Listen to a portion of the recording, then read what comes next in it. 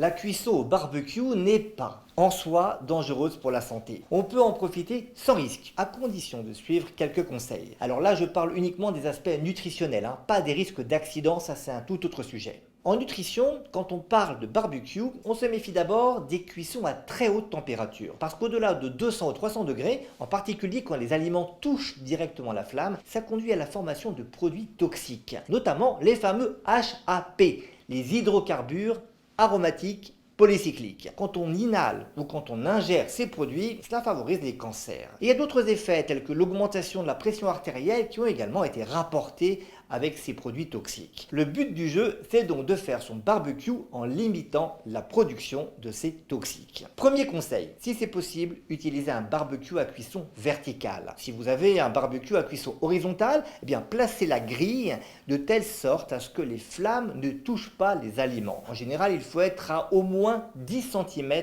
des braises. Par ailleurs, attendez que les allumes-feu, quels qu'ils soient, aient brûlé complètement avant de mettre les aliments à griller. Un autre conseil essentiel pour éviter d'être exposé au HAP. Dans les viandes, les gouttes de graisse coulent sur les braises et ça va provoquer des flammes et des fumées qui déposent les HAP sur l'aliment. Alors pour limiter ce risque, retirez le gras visible des viandes ou optez, c'est encore mieux, pour des viandes maigres. On a limité avec cela l'exposition aux toxiques cancérogènes. Mais il y a un autre risque quand on fait un barbecue, c'est l'infection alimentaire. Premièrement, sortez la viande et le poisson au dernier moment du réfrigérateur. Évidemment, pensez à vous laver les mains quand vous manipulez de la viande crue.